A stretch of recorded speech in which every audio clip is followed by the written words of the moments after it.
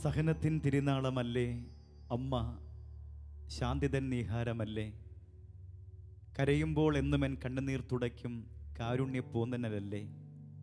പരിശുദ്ധ മാതാവിനെക്കുറിച്ച് മനോഹരമായ ഈണം ഒരുക്കി ഈ ശീലിന് സ്വർഗീയമായ സംഗീതം പകർന്ന് ജനഹൃദയങ്ങളിൽ എത്തിച്ച ശ്രീ ഈണം ജോസ് ഇന്ന് കാർമൽ ഗീതങ്ങളിൽ നമ്മോടൊപ്പം അതിഥിയായി എത്തുമ്പോൾ, പ്രിയമുള്ളവരെ, പലപ്പോഴും പല ഗാനങ്ങളും നമ്മൾ ശ്രവിക്കും, എന്നാൽ ഇതിൻ്റെയൊക്കെ പിന്നിൽ പ്രവർത്തിക്കുന്ന അണിയറ പ്രവർത്തകർ ആരൊക്കെയാണെന്ന് ശ്രദ്ധിക്കാറില്ല. അമ്മേ, എൻ്റെ ആശ്രയമേ, നിത്യസഹായ മാതാവേ, അനേകം ഗാനങ്ങൾക്ക് ഈണം പകർന്ന ശ്രീ ഈണം ജോസ് ചേട്ടനെ ഒത്തിരി സ്നേഹത്തോടെ ഈ കാർമൽ ഗീതങ്ങളിലേക്ക് ജോസേട്ട ഹൃദയപൂർവ്വം സ്വാഗതം ചെയ്യുകയാണ്. പ്രത്യേകിച്ച് മാതാവിൻ്റെ ഗാനങ്ങളൊക്കെ ജോസേട്ടൻ മനോഹരമായി ഈണം പകരുമ്പോൾ ചോദിക്കട്ടെ, എത്ര വർഷമായി ഈ കലാ സംഗീത പ്രവർത്തനങ്ങളിൽ കടന്നു വന്നിട്ട്? 40 വർഷമായിട്ട് ഈ സംഗീത മേഖലയിൽ പ്രവർത്തിക്കുന്ന വ്യക്തിയാണ് ഞാൻ. അതായത് കേരളത്തിലെ ഒട്ടുമിക്ക കലാകാരന്മാർക്കും ഈണം ഓർക്കസ്ട്ര അതിനെ മറക്കാൻ പറ്റില്ല. കാരണം ഒട്ടുമിക്ക ആർട്ടിസ്റ്റുകളും കടന്നു വന്നിട്ടുള്ള ഓർക്കസ്ട്ര ജോസേട്ടൻ്റെ നേതൃത്വത്തിൽ നടന്നിട്ടുണ്ടെന്നറിയാം. ജോസേട്ടൻ കൂടുതൽ ഈ കൊയർ മേഖലകളിൽ വളരെ വ്യക്തിമുദ്ര പതിപ്പിച്ച ആളാണെന്നറിയാം.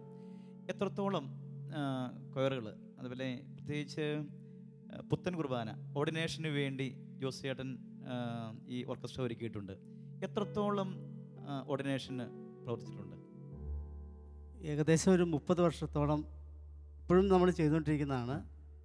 പട്ടം, ഇടുക്കി, അതേപോലെ കോതമംഗലം രൂപതകളിൽ മിക്കവാറും. എത്രത്തോളം തിരുപ്പട്ടത്തിന് വേണ്ടി? ഇപ്പോഴൊരു 10,000 അച്ഛന്മാർക്കെങ്കിലും ഈ ഫംഗ്ഷൻ ഞാൻ ചെയ്യാൻ എനിക്ക് ദൈവം അനുഗ്രഹം തന്നിട്ടുണ്ട്. ഇപ്പോഴും നമ്മൾ പട്ടം ചെയ്തുകൊണ്ടിരിക്കുന്നതാണ്. നമ്മൾ ആ പട്ടം എന്ന ആ തിരുശുശ്രൂഷ ചെയ്യുമ്പോൾ നമുക്ക് കിട്ടുന്നൊരു അനുഭൂതി ഒരു ഗാനമേളയിലോ അല്ലെങ്കിൽ മറ്റ് പരിപാടികളിലോ പോകുമ്പോൾ നമുക്ക് കിട്ടാറില്ല. തീർച്ചയായും ജോസേട്ടാ, അത് ഞാൻ വിശ്വസിക്കുകയാണ്. കാരണം ഇത്രമാത്രം തിരുപ്പട്ടം ഒരുങ്ങുമ്പോൾ, പുത്തൻ കുർബാനയ്ക്ക് പരിശുദ്ധ ബലിവേദിക്കരികിൽ മാലാഖ വൃന്ദങ്ങളെപ്പോലെ ഈ ഓർക്കസ്ട്ര ഒരുങ്ങുമ്പോൾ തീർച്ചയായും സ്വർഗം മാനിക്കുന്നു. ഇന്നിവിടെ പരിശുദ്ധ അമ്മയ്ക്കിടെ ഈ പ്രോഗ്രാമിന് വേണ്ടി ജോസേട്ടൻ അതിനു വേണ്ടി ഒരുങ്ങുമ്പോൾ, അതിനു വേണ്ടി എത്തുമ്പോൾ, അതിന് പിന്നിൽ ഞാൻ ഉറപ്പായി വിശ്വസിക്കുകയാണ് പരിശുദ്ധ അമ്മയുടെ വലിയ കടാക്ഷം. കാരണം ഓരോ വൈദികരെയും വേദിയിലേക്ക് കൈപിടിക്കുന്നവൾ പരിശുദ്ധ അമ്മയല്ലാതെ മറ്റാരുമല്ല, വൈദികരുടെ രാജ്ഞിയാണ്. പരിശുദ്ധ അമ്മ ജോസേട്ടൻ്റെ ജീവിതത്തിൽ എന്തുമാത്രം അടുത്ത വ്യക്തിയാണ്? പരിശുദ്ധ അമ്മ, ഞാൻ സ്കൂളിൽ പഠിക്കുന്ന കാലം മുതലേ അമ്മയുമായി എനിക്ക് വളരെ അടുപ്പമാണ്. കാരണം എൻ്റെ വീടിൻ്റെ തൊട്ടടുത്തൊരു ചാപ്പലുണ്ട്, പാറേപ്പള്ളി എന്നാണ് ഞങ്ങൾ പറയുന്നത്. പാറേപ്പള്ളി. ആ പള്ളിയിൽ ഞാൻ സ്കൂളിൽ പഠിക്കുമ്പോൾ ആ താഴ്വരയിൽ കൂടി പോകുമ്പോൾ എപ്പോഴും ഞാൻ അമ്മയുടെ ഒരു പ്രാർത്ഥിക്കുകയും എൻ്റെ ചെറിയ ചെറിയ കാര്യങ്ങൾ നടക്കാൻ ഞാൻ ചെറിയ കൈക്കൂലി കൊടുക്കാറുണ്ടായിരുന്നു. എനിക്ക് കിട്ടുന്ന 10 പൈസ, 5 പൈസ, അതാണ് വലിയ പൈസ, ഞങ്ങൾക്കൊക്കെ ഉള്ള വലിയ പൈസ അതാണ്. അപ്പം മാതാവിനോട് പറയും, മാതാവേ, എനിക്കിങ്ങനെ ഒരു കാര്യമുണ്ട്. നിഷ്കളങ്കമായ ഒരു വിശ്വാസം. ഞാനൊന്നും പഠിച്ചിട്ടില്ല, ഈ പരീക്ഷയിലൊന്നും ജയിപ്പിക്കണം, ഒരു 5 പൈസ. അത് നമ്മുടെ കയ്യിലുള്ളൂ. അപ്പം അന്ന് മുതൽ മാതാവുമായിട്ട് നമുക്ക് വളരെ അടുത്ത ഒരു ബന്ധമുണ്ട്. ആ ബന്ധം ഇന്നും നമ്മുടെ കുഞ്ഞു ഹൃദയങ്ങളിലെ വലിയ നിഷ്കളങ്കതയാണല്ലോ. 10 മെഴുകുതിരി കത്തിക്കുക, അല്ലെങ്കിൽ 50 പൈസ ഇടുക, അല്ല 1 രൂപ ഇടുക. 1 രൂപ എന്ന് പറഞ്ഞാൽ അന്ന് വലിയ കാശ്. ഏതായാലും അനേക ആൽബങ്ങൾക്ക് ഈണം ജോസ് സംഗീതം പകർന്നു കണ്ടിട്ടുണ്ട്. ജോസേട്ടൻ ഈ ഭക്തിഗാനങ്ങളൊക്കെ ഇപ്പോൾ ജോസേട്ടൻ്റെ എന്തൊക്കെ പ്രവർത്തന മണ്ഡലങ്ങളിലാണ് ജോസേട്ടനുള്ളത്? ഇപ്പോൾ ഞാൻ ആൽബങ്ങൾ ചെയ്യുന്നുണ്ട്. പിന്നെ ഈയിടെ ഒരു മലയാള ഫിലിം ചെയ്തു. മലയാള ഫിലിം ചെറിയ പടമാണ്. ഇപ്പോൾ അതുകൊണ്ട് ഇപ്പോൾ വേറെ ഫിലിം കൂടെ വന്നിട്ടുണ്ട് ഇപ്പോൾ. പക്ഷേ എനിക്കെങ്കിലും അങ്ങനെ ആ ഫീൽഡിലേക്ക് പോകണം എന്ന് ആഗ്രഹം ഉണ്ടെങ്കിൽ പോലും എനിക്ക് പിന്നിലേക്ക് തിരിയുമ്പോൾ എൻ്റെ ഈ കൊയറും ചർച്ച് കൊയറും അതുപോലെ ഇങ്ങനെയുള്ള ഡിവോഷണൽ ആൽബങ്ങളും അതാണ് എൻ്റെ സംതൃപ്തിയായിട്ട് എനിക്ക് തരുന്നത്. അപ്പോൾ എനിക്ക് ഇപ്പോഴും ആഗ്രഹം അത് തന്നെയാണ്. തൊഴിൽ മേഖല എന്താ ഇപ്പോൾ? തൊഴിൽ മേഖല ഞാൻ വാഴക്കുളത്താണ് എൻ്റെ വീട്, മൂവാറ്റൂർ അടുത്ത് വാഴക്കുളം. എനിക്കൊരു ടൈലറിങ് ഷോപ്പുണ്ട്. എൻ്റെ വൈഫും ഞാനുമാണ് ആ ഷോപ്പിലെ ജോലിക്കാർ, വേറെ ആരുമില്ല. അപ്പോൾ ഈ ടൈലറിംഗ് ജോലിയോടൊപ്പമാണ് ഈ സംഗീതാത്മകത നടത്തിക്കൊണ്ട് പോവുക. ശരിക്കും ഞാനൊരു കലാകാരനാണെന്ന് പറയുമെങ്കിൽ പോലും ഞാനൊരു തൊഴിലാളി കൂടിയാണ്. കാരണം ഞാൻ എന്നും തന്നെ എനിക്ക് പ്രോഗ്രാം ഇല്ലാത്ത ദിവസങ്ങളിലെല്ലാം ഞാൻ എൻ്റെ കടയിൽ വന്ന് തുറന്ന് എൻ്റെ ജോലിയിലേക്ക് ഞാൻ വ്യാപൃതനാകും. കടയിൽ വന്നു കഴിഞ്ഞാൽ ആദ്യം ഞാൻ ചെയ്യുന്നത് എൻ്റെ അമ്മ മാതാവിൻ്റെ ഒരു പ്രാർത്ഥനയുണ്ട്. ഞാൻ നിങ്ങളെ ആ പ്രാർത്ഥന ഒന്ന് കാണിക്കാം. ഈ പ്രാർത്ഥന ഇത് ചെല്ലാതെ ഞാൻ ഈ പ്രാർത്ഥന ചെല്ലാതെ ഞാൻ എൻ്റെ കടയിൽ ഒരു ജോലി ചെയ്യില്ല. അതുപോലെ തന്നെ യൗസേപ്പിതാവിൻ്റെ ഈ പ്രാർത്ഥന, ഈ രണ്ട് വ്യക്തികളാണ് എന്നെ ഇന്ന് നയിക്കുന്നതെന്ന വിശ്വാസത്തിലാണ് ഞാൻ മുന്നോട്ട് പോകുന്നത്. ഇവരെൻ്റെ കൂടെ ഉണ്ടെങ്കിൽ എനിക്കൊന്നും ഭയമില്ല, ഒന്നും ഭയപ്പെടേണ്ടില്ല. ആ രണ്ട് രൂപം ഞാൻ. പ്രിയമുള്ള സഹോദരങ്ങളെ, തികച്ചും നിഷ്കളങ്കമായ ഒരു വിശ്വാസധാര വഴി യേശുവിലേക്ക് നടന്നെടുക്കുന്ന, നമ്മളെ നയിക്കുന്ന രണ്ട് വ്യക്തിത്വങ്ങൾ. തൻ്റെ തൊഴിൽ മേഖലയിൽ തൊഴിലാളികളുടെ മധ്യസ്ഥനായ വിശുദ്ധ യൗസേപ്പിതാവിൻ്റെ ചിത്രവും പരിശുദ്ധ അമ്മയുടെ വിമലഹൃദയ പ്രതിഷ്ഠയുടെ പ്രാർത്ഥനയും ഒരുമിച്ച് ചേർത്ത് വെച്ച് എല്ലാ ദിവസവും തൻ്റെ തൊഴിൽ തുടങ്ങുന്നതിന് മുമ്പ് പ്രാർത്ഥിച്ചൊരുങ്ങി അതുവഴി ഈശോയുടെ അനുഗ്രഹങ്ങൾ സ്വായത്തമാക്കുന്ന ഒരു കലാകാരനെയാണ് നമ്മൾ പരിചയപ്പെടുക. തീർച്ചയായും ജോസേട്ടാ, ഈ പ്രാർത്ഥന, ഇതിനെക്കുറിച്ചുള്ള വിവരണങ്ങൾ ഒക്കെ ഒരു നിഷ്കളങ്കമായ അനുഭവം തന്നെയാണ്. തൊഴിൽ മേഖലകളിൽ തൊഴിലാളികളുടെ മധ്യസ്ഥനായ യൗസേപ്പിതാവ് എനിക്കൊരു വലിയ അനുഭവം തന്നെ ഇത്. അപ്പോൾ ഈ പ്രാർത്ഥനകളൊക്കെ ചൊല്ലി ഇങ്ങനെ ഈ സംഗീതവേദിയിലേക്ക് നീങ്ങുമ്പോൾ തൻ്റെ ഉത്തരവാദിത്തത്തിൽ നിന്നുകൊണ്ട് ഈ പ്രവർത്തനങ്ങളൊക്കെ ചെയ്യുന്നു, സംഗീതം ചെയ്യുന്നു. അതൊക്കെ ഒത്തിരിയേറെ അനുഭവദായകമായി മാറട്ടെ എന്ന് പ്രാർത്ഥിക്കുകയാണ്. എല്ലാവിധ പ്രാർത്ഥനകളും ആശംസകളും നൽകുകയാണ്. സഹോദരങ്ങളെ, ജീവിതത്തിൽ സ്വർഗീയ സംഗീതം മീട്ടുന്ന മണിവീണകളായി മാറുവാൻ നല്ല ദൈവം നമ്മളെ ഒരുക്കുമ്പോൾ ഈശോ, മറിയം, യൗസേപ്പെ എപ്പോഴും കൂട്ടായിരിക്കണമേ എന്നുള്ള പ്രാർത്ഥനകൾ നമ്മളെ വിജയത്തിലെത്തിക്കും എന്ന് തന്നെയാണ് പ്രിയപ്പെട്ട ജോസേട്ടൻ നമ്മളെ അറിയിക്കുക. ജോസേട്ടൻ സംഗീതം പകർന്ന അടുത്ത ഗാനത്തിലേക്ക് നമുക്ക് പ്രവേശിക്കാം.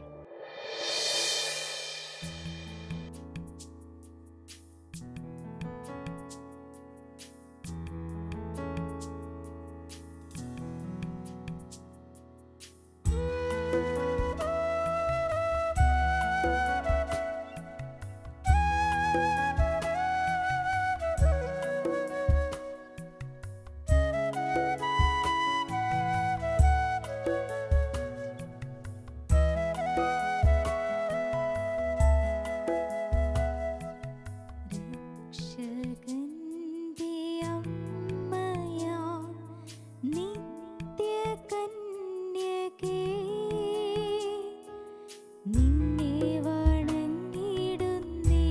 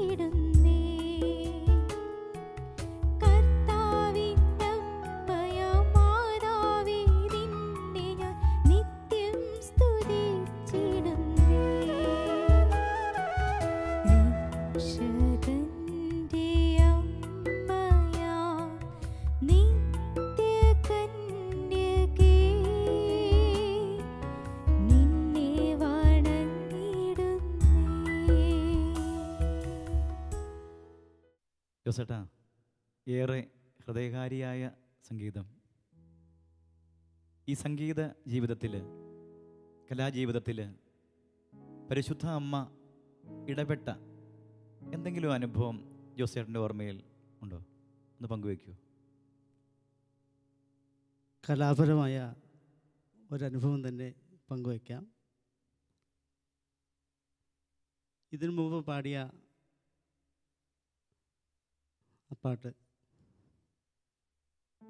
ആ പാട്ട് സംഗീതം ചെയ്യുവാൻ വേണ്ടി എൻ്റെ കയ്യിൽ ലിറിക്സ് കൊണ്ട് തന്നു.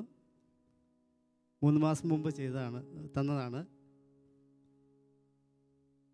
അപ്പോൾ ഞാൻ തിരക്ക് എന്ന് പറഞ്ഞാൽ ഗാനമേളയ്ക്ക് ഞാൻ പോകുന്നുണ്ടായിരുന്നു. ആ തിരക്കാണ് എനിക്കുള്ളൂ, അല്ലാതെ വേറെ തിരക്കൊന്നുമില്ല.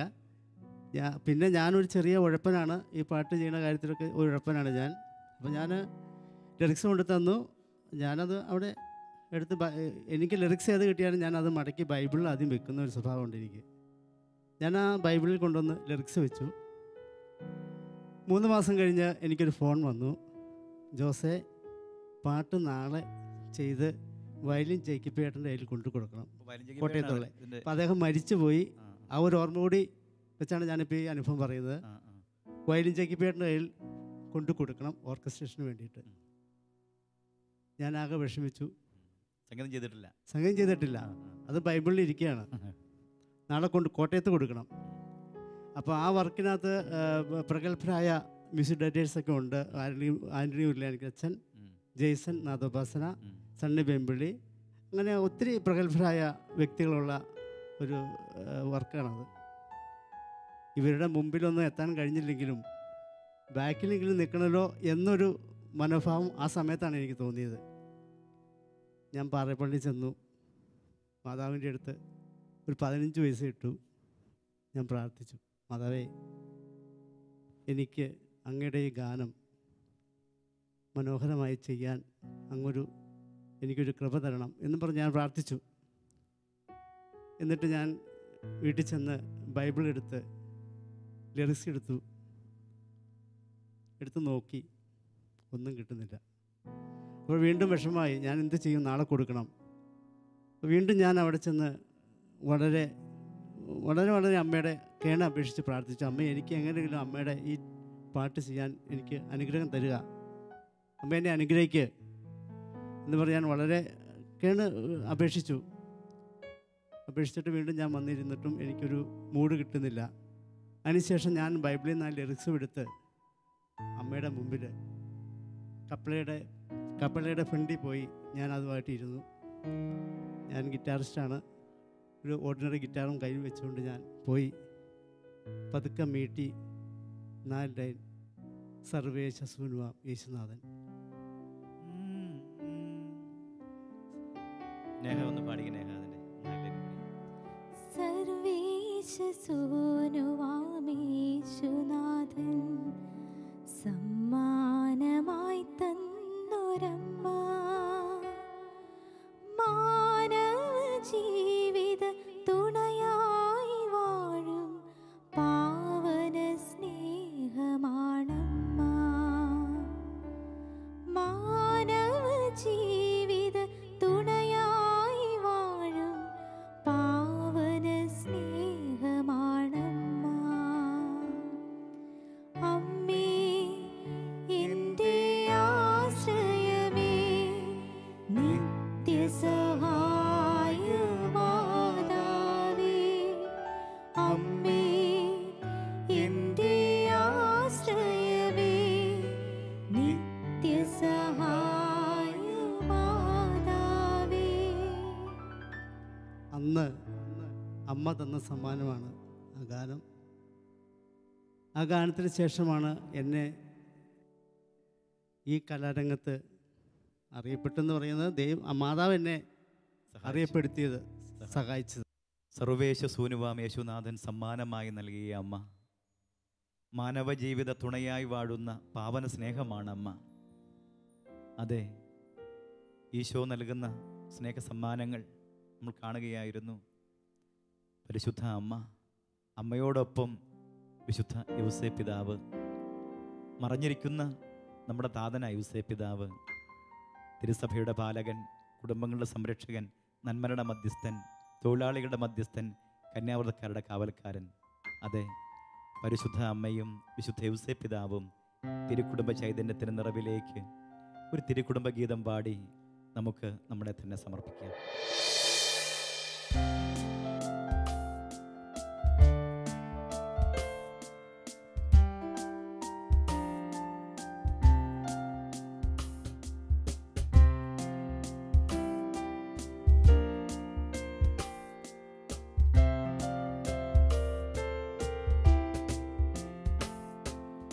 ഈശോ മറിയം യൗസേപ്പേ, ഈ വീടിന് തുണയാകണേ. ഈശോ മറിയം യൗസേപ്പേ, ഈ വീടിന് തുണയാകണേ.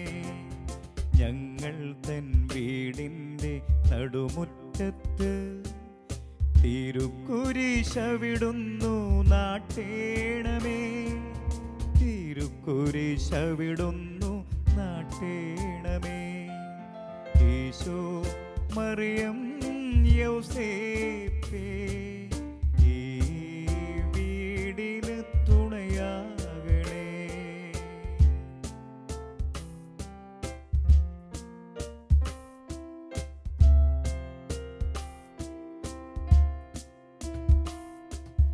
നാലു ചുറ്റും എന്നും കാവലായി നിൽക്കാൻ മാലാഖമാരെ നൽകണമേ.